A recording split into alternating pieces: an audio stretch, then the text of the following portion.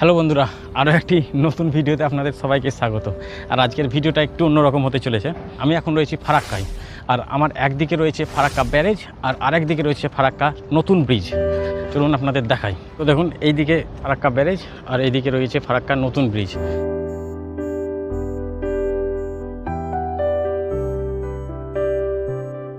আজকে আমি এই দুটো ব্রিজ দিয়েই পারাপার করব, আর তার সাথে আমি কম্পেয়ার করব যে কোন রাস্তা দিয়ে কোন পথ দিয়ে সময় বেশি লাগছে। অবভিয়াসলি নতুন ব্রিজে সময় কম লাগবে আর ব্যারেজে সময় বেশি লাগবে, তবে আমি দেখতে চাই ফারাক্কা ব্যারেজ পার করতে কতক্ষণ সময় লাগছে এবং ফারাক্কার নতুন ব্রিজ পার করতে কতক্ষণ সময় লাগছে। আর আপনাদের সবই দেখাবো কতটা টাইমের ডিফারেন্স আসছে। নতুন যে সেতুটা তৈরি হলো, এই নতুন সেতুর তৈরির ফলে আমাদের কতটা সময় সেভ হবে সেটাই আমি আপনাদের এই ভিডিওর মাধ্যমে জানাবো। ইন্টারেস্টিং একটা ভিডিও, সঙ্গে থাকুন, পুরোটাই দেখুন, ভালো লাগবে। কতটা ডিফারেন্স আছে সময়ের এটা আমি আপনাদের পুরোপুরি দেখাবো। চলুন আমি সেই মেন পয়েন্টে যাই যেখান থেকে শুরু হয়েছে একদিকে ফারাক্কার নতুন ব্রিজের আর একদিকে শুরু হয়েছে ফারাক্কা ব্যারেজের পথ।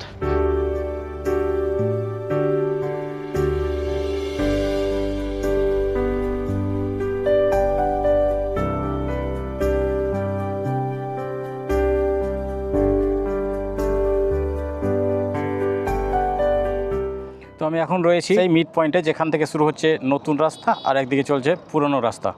তো এখান থেকেই শুরু করছি। আর এখন বাজছে, আপনাদের সময়টা দেখিয়ে দিই, 5টা 29, আর আমার গাড়িতেও 5টা 29। আর আমি রয়েছি মুর্শিদাবাদে। আমি এখন বর্তমানে ফারাক্কা ব্যারেজ হয়ে পার করব এবং মালদার সেই পয়েন্টে যাব যেখানে আবার এই রাস্তা, নতুন রাস্তা এবং পুরনো রাস্তা এক জায়গায় মিট করছে। সেখান পর্যন্ত যাব, দেখব কতটা সময় লাগছে, আবার সেই রাস্তা থেকে আবার এই পর্যন্ত আসব, তখন দেখব কতটা সময় লাগছে। তো চলুন যাওয়া যাক। তো এখন বাজে 5টা 30। তো 5টা 30-এ জার্নি স্টার্ট করলাম। তো এইটা হচ্ছে মেন ফারাক্কা বাস স্টপ, আর বাম দিকে রয়েছে new Farakka junction railway station. প্রথমেই তো ট্রাকের পিছনে পড়ে গেলাম।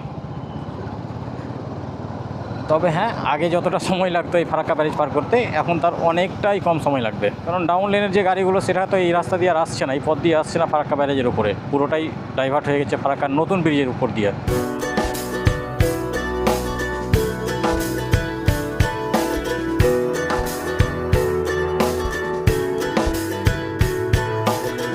তো আমরা এখন ফারাক্কা ব্যারেজের উপরে উঠতে চলেছি। আর ফারাক্কা ব্যারেজের উঠাতে শুরুতেই সিআইএসএফ জওয়ানরা ডিউটি করছেন। আমার মনে হয়েছিল হয়তো আমাকে দাঁড় করিয়ে দিতে পারে, কারণ আমার ক্যামেরা, হেলমেটে ক্যামেরা লাগানো আছে আর ক্যামেরাটা অন আছে। কারণ এখানে ভিডিওগ্রাফি বা ফটোগ্রাফি অ্যালাউড নয় এই ফারাক্কা ব্যারেজের উপরে। তো আমরা চুরি করে, লুকিয়ে চুরিয়ে অনেকেই করে থাকি। যাই হোক, আগে অনেকটা স্ট্রিক্ট ছিল, এখন অতটা স্ট্রিক্ট দেখতে পাই না।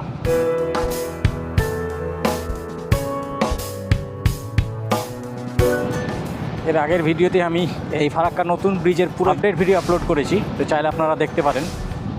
কিছুদিন আগে আমি যখন এই রুট দিয়ে যখন আমি যাচ্ছিলাম, তখন কিন্তু এই যে গেটে যে নাম্বারিংগুলো, সেই নাম্বারিংগুলো কিন্তু মিটিয়ে দেওয়া হয়েছিল। আজকে আবার দেখি নতুনভাবে নাম্বারিং করা হয়েছে। এখন বাজছে 5টা 34, আর আমরা প্রায় 64টা গেট পার করলাম।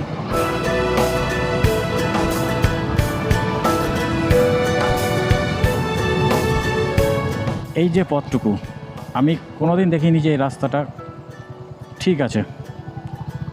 যতদিন ধরে এই ব্যারেজ পারাপার করছি, এই পারের এই রাস্তাটুকু এতটাই খারাপ থাকে কি বলবো। তবে আমরা ফারাক্কা ব্যারেজ পার করে ফেললাম। এখন বাজছে 5টা 35। তো 5 মিনিটের মধ্যে আমরা সেই পয়েন্ট থেকে ফারাক্কা ব্যারেজ পার করে ফেললাম। তো এখন রয়েছি মালদাতে।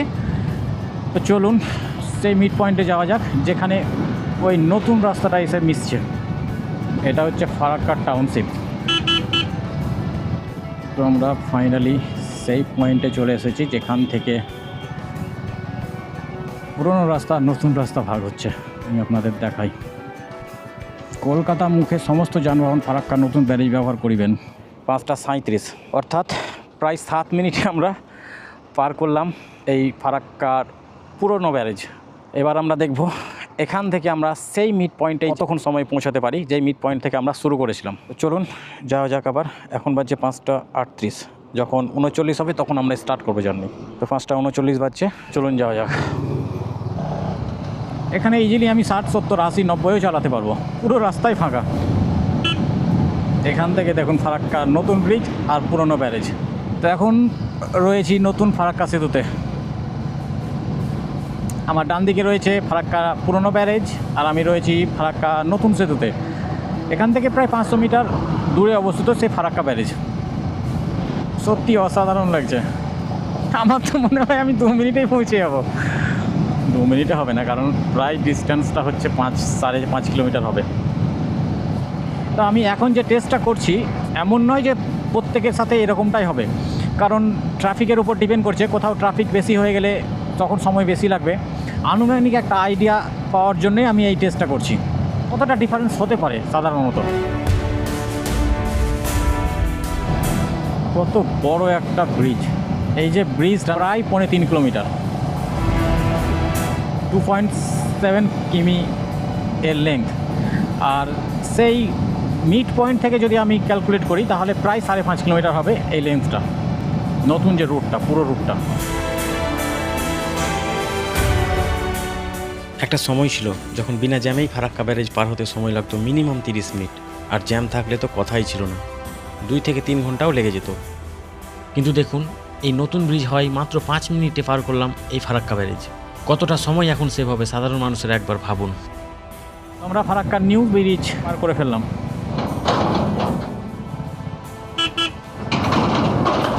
তো ফারাক্কা নতুন সেতু পার করে ফেলেছি। এখন যে রাস্তাটা, সেই রাস্তাটায় পার করতে বাকি আছে। আর এখন পাচ্ছে 5:43, অর্থাৎ প্রায় 4 মিনিটে আমি ব্রিজটা পার করলাম। ফারাক্কা নতুন সেতু থেকে যে এই পথটুকু প্রায় 500 মিটার হবে।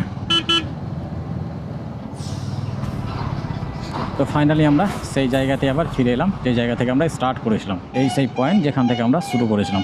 আর এখন আমরা সময় দেখব কতক্ষণ সময় আমাদের লাগলো আসতে। এখন বাজছে 5:44, মানে আসতে সময় লাগলো 5 মিনিট। পুরনো রাস্তা দিয়ে আমাদের যেতে সময় লাগলো 7 মিনিট, আর নতুন রাস্তা দিয়ে আসতে আমাদের সময় লাগলো 5 মিনিট। তো মাত্র 2 মিনিট আমরা সেভ করলাম। তো আমরা পুরনো রাস্তা দিয়ে যেতে আমাদের সময় লাগলো 7 মিনিট, আর আমাদের নতুন রাস্তা দিয়ে আসতে সময় লাগলো মাত্র 5 মিনিট। তবে মোট 2 মিনিট আমাদের সেভ হলো। তো সবার ক্ষেত্রে এরকম নাও হতে পারে, কারণ ট্রাফিকের উপর ডিপেন্ড করছে। যদি কোনো সময় ট্রাফিক এইদিকে বেশি থাকে তাহলে সময় বেশি লাগবে, আর ওইদিকে যদি ট্রাফিক বেশি থাকে তাহলে সময় এইদিকে বেশি লাগবে। তো যাই হোক, আনুমানিক আমি একটা আইডিয়া দিলাম। তো 2 থেকে 3 মিনিট সেভ হবে, তা খুব জোর হলে 4 মিনিট সেভ হবে এই নতুন রুট ধরলে। ভিডিওটা কেমন লাগলো? নতুন একটা ভিডিও, অন্যরকম একটা ভিডিও করলাম। তো ভিডিওটা এখানেই শেষ করছি। তো দেখা হবে আরও একটি নতুন ভিডিওতে। সবাই ভালো থাকুন।